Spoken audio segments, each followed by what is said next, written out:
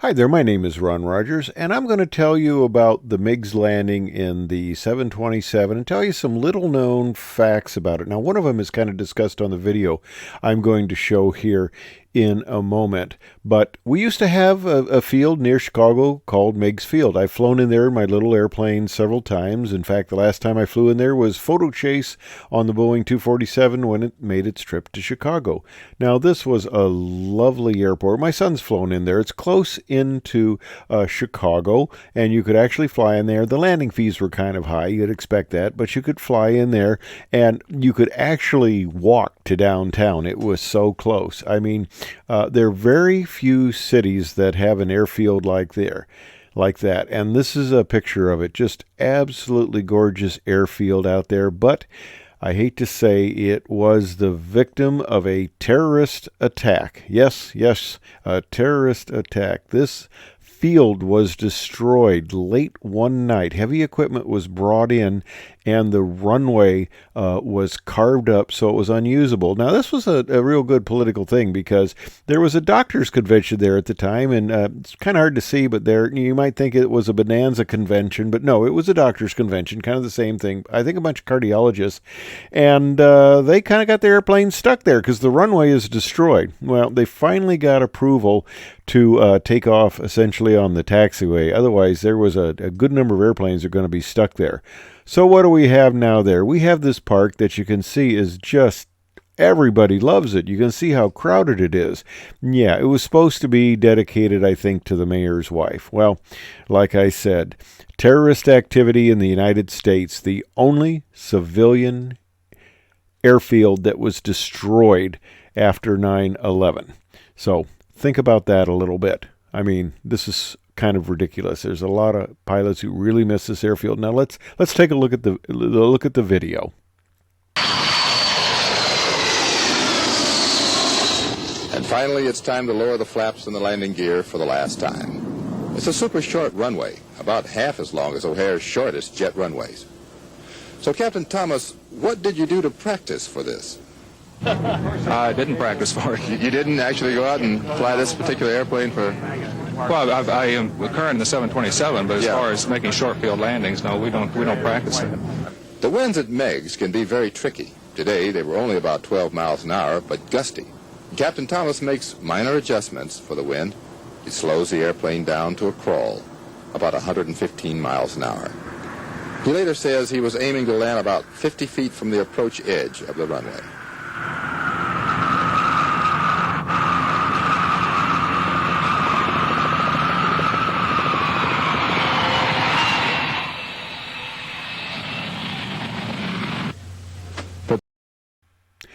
Now, some landings are obviously better than other landings, but, you know, the old adage, any landing you can walk away from.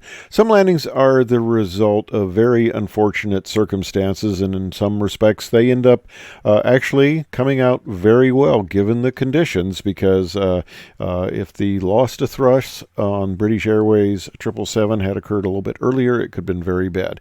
Now, every United pilot knows about Kmart in Salt Lake City. This was early on in the 727, when a lot of fixed-wing pilots were not that aware of some bad characteristics that could develop with swept-wing aircraft and high rate of descent.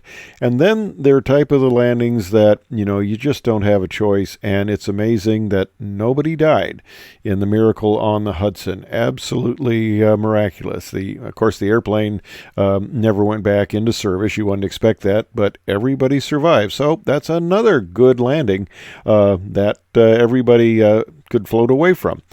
Now, sometimes you just want to get the airplane on the ground. You know, things aren't going well. It's not your day. You need to get it back. So, you know, you get the airplane ready, you come in and land, and in that case, people are just happy to get back on the ground. That's one of those landings that everybody is, hey, we're on the ground, we're happy, that's fine. There are other type of landings where things go wrong at the last minute. This is an aircraft I was actually looking to buy at one time. I had flown this aircraft thinking about buying it, and I guess there was a little issue with rebuilding the Kenner engine there, and it ended up landing due to an engine failure in a golf course. But again, the pilot, very noted and famous pilot was able to walk away, because the main thing is you don't want to embarrass yourself. You don't want to become one of these harried animals here. That is just not a good way to end a flying career or a landing. But let's talk about BC Thomas here. Now, first of all, I've got 11 years on the 727, about 8,000 hours, and I was an instructor on it. So I've got a reasonable amount of time here and quite a bit of time doing flaps 40 landings. We had two basic flap landing settings, flaps 30 and flaps 40, and due to the whole situation with noise abatement and fuel savings, they favored the flaps 30. But BC Thomas was an Air Force pilot for 22 years, and he graduated from the Air Force Test Pilot School, which is quite an accomplishment. He flew the KC-135, the RB-57F, the U-2, and that's quite a challenge to fly, I'll tell you, the F-104, and the SR-71. And he had about 1,000 hours combat time in the C-130 in Vietnam. So he's got quite a broad spectrum and background in flying, because you don't get chosen as a slacker to fly the SR-71. I think that's pretty obvious. And flying the C-130 in combat is quite an accomplishment also. And obviously, you've got a lot of experience in flying into short fields, rough fields, unimproved fields under not the best situation. And he says basically he figures that's the why he was chosen to do this mission, because of his C-130 extensive background and that type of flying. But they weren't terribly fair to him, because basically they figured, well, he's qualified. He was qualified on the 727, and he was just handed this mission and told to go do it. And there's an interesting story about that. But let me tell you first a bit about a naive first lieutenant who went out to Edwards. And I'm flying a O2 out there. Now this is Cessna's great military aircraft. You're probably not familiar with his highly secret program, the suck and blow program, but I'm flying an O2, and I'm flying with an Air Force test pilot, and he comes in around and he prangs the landing. And I go, what was that? And he goes, well, I pranged the landing. And I go, you're a test pilot. I thought test pilots never made a bad landing in their life. And he goes, well, you're delusional. So that brought me to a little bit better understanding of the realities of being a test pilot. And a lot of times, test pilots are thrown into very, let's call them trying situations. A lot of the life of the test pilot is you do something for the first time. They do a lot of firsts.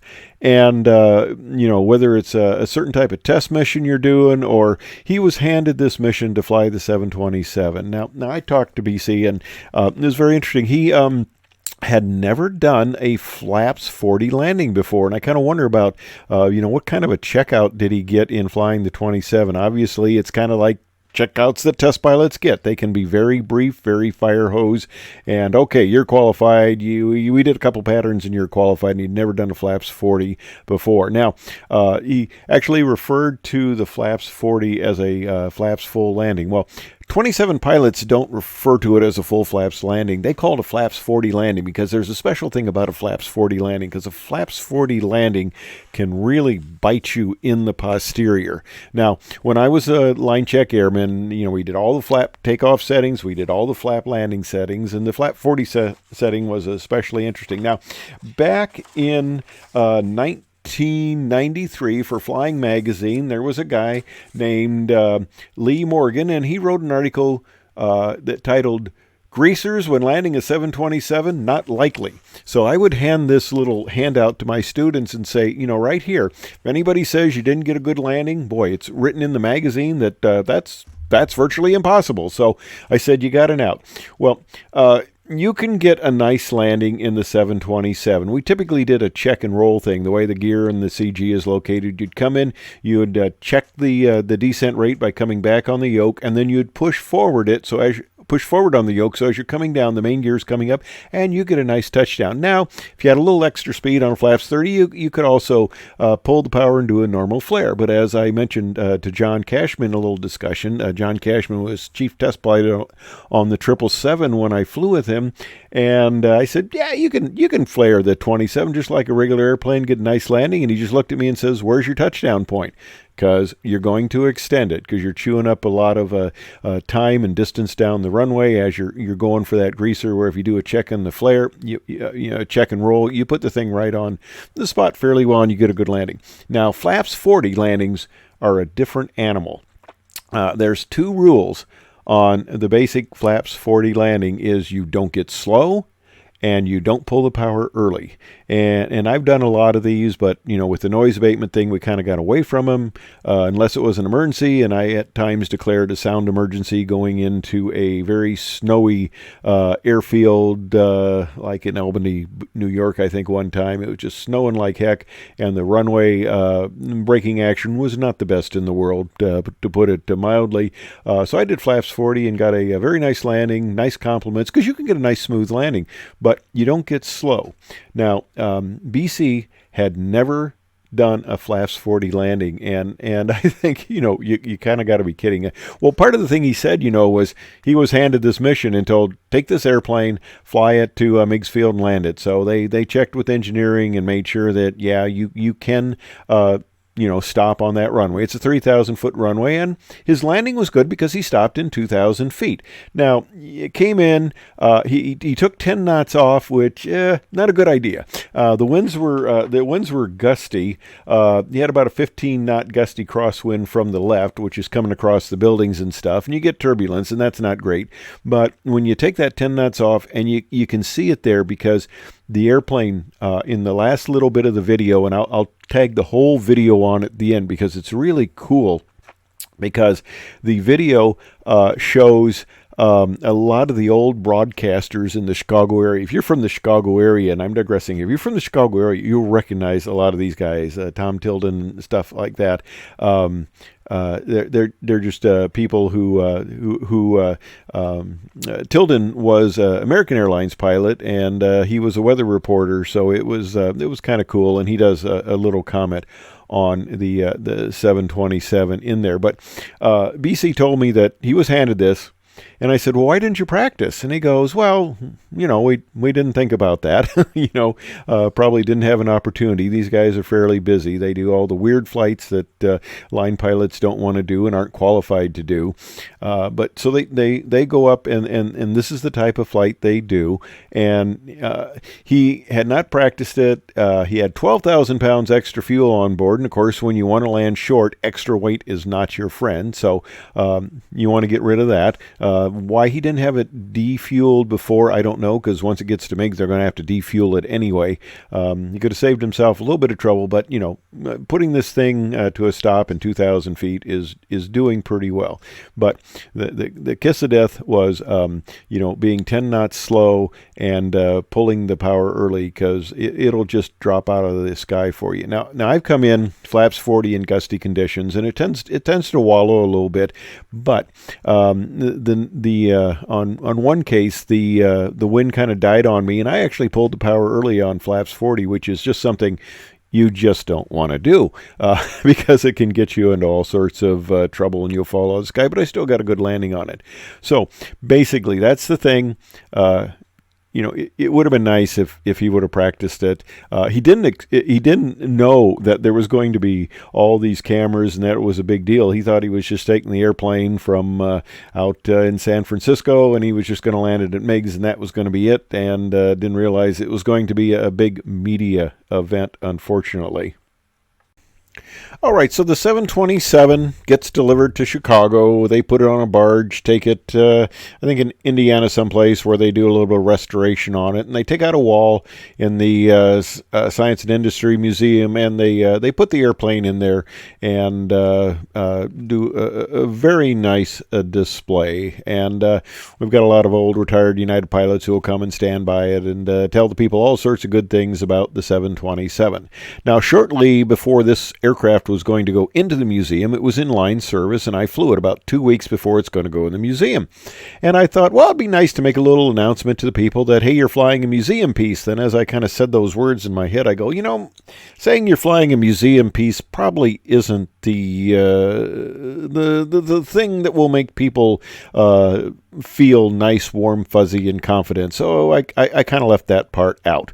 But anyway, I want to make a mention about the quality of test pilot that we have at United Airlines. It's a very selective process. Graduate of a recognized test pilot school, a lot of experience. I know a lot of the test pilots, and they are extremely qualified individuals. One of them, actually, I've known since out at Edwards. We were both squadron pilots out there in the late 70s, and he is one of the test pilots for United Airlines. He's retired though now.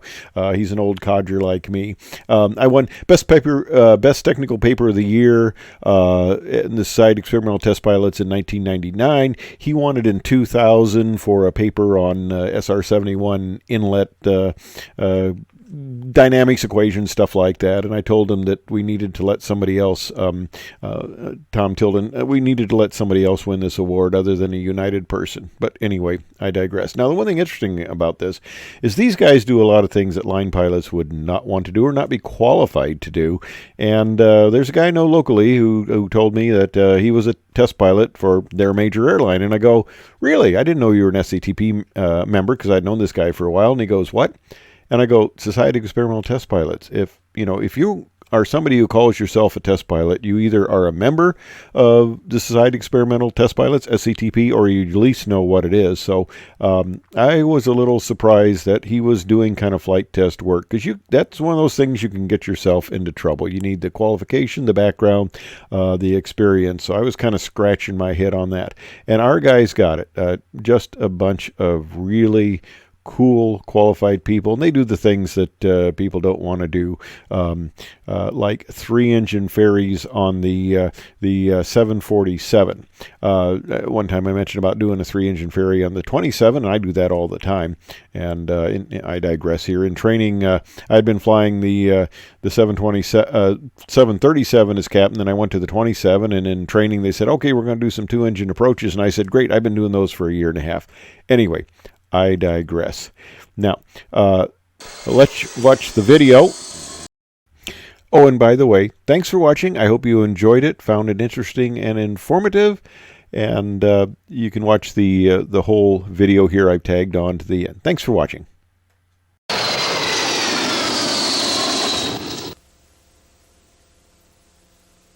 Now, live from the NBC Tower, this is the Channel 5 News at 5.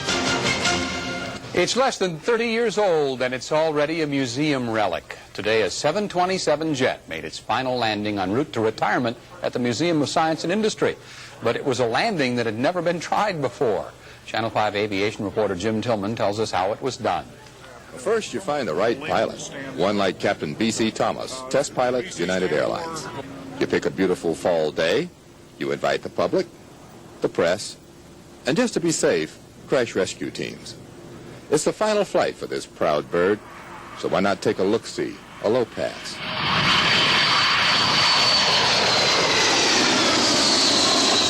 And finally, it's time to lower the flaps and the landing gear for the last time. It's a super short runway, about half as long as O'Hare's shortest jet runways. So, Captain Thomas, what did you do to practice for this? I didn't practice for it. You didn't actually go out and fly this particular airplane for... Well, I am current in the 727, but as far as making short field landings, no, we don't practice it. The winds at Meigs can be very tricky. Today, they were only about 12 miles an hour, but gusty. Captain Thomas makes minor adjustments for the wind. He slows the airplane down to a crawl, about 115 miles an hour. He later says he was aiming to land about 50 feet from the approach edge of the runway.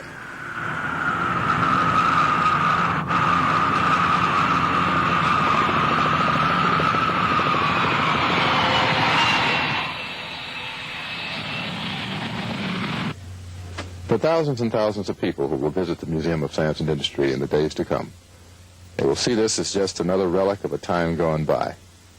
For those of us who have flown airplanes just like this one, it will be a dream come true. Jim Tillman, Channel 5 News. Plane's journey isn't done yet. On Thursday, they load it on a barge and then ship it down to Burns Harbor in Indiana for final preparation before it goes on display at the Museum of Science and Industry in the fall of 1994. This is Eyewitness News with John Drury and Diane Burns, Steve Deschler with weather, Jim Rose on sports, and the Eyewitness News team. All right, Floyd, thank you. Well, Meigs Field, as you probably know, is Chicago's little airport on the lakefront. But today, according to our Frank Matthey, Meigs' one short runway received a very big test. The curious were lined up at Meigs Field waiting. The fire trucks were put on alert just in case of emergency. And then the United commercial jet came in for a flyby along Meigs runway. It's unusual because planes this size are not supposed to land here. Yes, that was a 727, the plan to land at Meigs Field, a big plane at a small airport. But this is a special plane with a special destination history. The 28-year-old airliner is being donated by United Airlines to the Museum of Science and Industry. It's a model that changed the entire airline business. It was the first truly successful commercial jet airplane. And for quite a few years. Many years, almost 30 years. And that's why the plane is going to the Museum of Science and Industry, and that's why it has to land here. The long plane on a short runway, on a windy day. But pilot B.C. Thomas does it, and with plenty of runway to spare. The wind off of the buildings and the water-land contrast, I think, caused a lot of turbulence. But it wasn't that bad. Would you like to take this thing off from here? It would be possible, but we'd have to probably chain it down at the end of the runway and go to full power and then cut the chain. This coming Thursday, the 727 will be loaded onto a barge and taken to Benton Harbor, Michigan for modification. Then next fall, it will be barged back to Chicago and hauled across Lakeshore Drive to the Museum of Science and Industry for what should be an interesting landing inside. Inside the museum, it will be along the first balcony, which, as you remember, is the long axis on the first balcony. So this 727 has flown for the last time. But in 2 years, it will take off again as a new exhibit. Frank Matthey, Channel 7, Eyewitness News. Might be easier to move the museum, probably. Yeah, I would think so. I wouldn't want to be on that plane as it took off from Meigs Field, I don't think. This is Chicago's Midday News. You were driving on Lakeshore Drive at around 10 o'clock this morning. You weren't hallucinating. That was a United Airlines 727 landing at Meigs Field, normally the domain of private aircraft.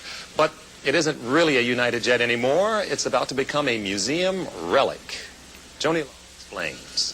The Boeing 727-100 made a flyby about 100 feet off the lakeshore. Very close, like a military maneuver, nothing like we're used to seeing from a large commercial plane. Then it veered sharply toward the lake to prepare for approach. When the pilot steered the jet toward the tiny runway of Meigs Field, it wobbled as he fought a stiff crosswind. And yet, he landed it safely with plenty of room to spare. You're talking about a short field approach, so the idea is to put it on the end of the runway, and you don't want to hurt anything, but you want to put it on rather firm and get on the brakes and reverse and the speed brakes immediately. It was an unusual assignment for the pilot. And of course, we work for United Airlines. United Airlines is not in the business of letting us have fun. We fly airplanes for a serious job. So it's very rare that we get to make a flyby. In fact, this is the first one I've ever made in a 727. The daring landing ushers in a new era for the Museum of Science and Industry's transportation exhibit. Lots of people fly, but many people have never seen a plane this close, have never been in a plane, and really don't understand why it stays up in the air. Just think about it. I mean, it's a pretty heavy object. How come it stays in the air? Well, we hope to be able to explain that. This plane goes on a barge headed for Indiana for storage, and then next year makes another daring voyage across Lakeshore Drive to the museum, where they'll have to break down walls to get the thing inside. At Meigs Field, Joni Lum, WGN News. Well, they couldn't have asked for a nicer day. United got its money's worth out of that plane. It flew from 1964 until last November, carrying more than 3 million passengers, almost 28 million miles. clouds, and I wonder what the visibility was out there today, because it certainly looked clear. Oh, this is that beautiful Canadian Air, 20-plus miles. Wow. And yet another first for our Science and Industry Museum around here, Bob. That's terrific. Where are they going to put that thing? They're going to hang it inside? I They've don't got some know. other planes hanging all around in the ceiling. Kind of interesting to see. They've got the submarine, the mine down there, now a plane. That's pretty good. You've got a weather office down there one day. Maybe one of these days they will, Bob. I'll tell you something. And if you're on Lakeshore Drive today, you might have thought it was Mannheim Road. Chicago's Museum of Science and Industry has a captured Nazi submarine, a coal mine, an Egyptian tomb. Now it will have a 727 jetliner. United Airlines donating this retiring Boeing 727, seen flying into tiny Meigs Field today. It was a tricky landing, as you might expect. Textbook, however, considering there's less than 4,000 feet of runway right here at Meigs. That plane will be on exhibit at the museum next fall. This is Channel 2 News at 6.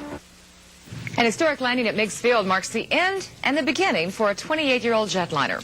The Boeing 727, fighting strong crosswinds, became the largest commercial jet ever to land at Meigs. After 28 million miles in the air, this was its last landing. Now the big jet will be loaded aboard a barge and warehoused in Indiana for a year. Then it goes to its last hangar, an enormous exhibit hall at the Museum of Science and Industry. That'll be a nice addition, won't it? Steve Baskerville looking ahead to Frost? I tell you, one for the record there, one for the record in this direction. You could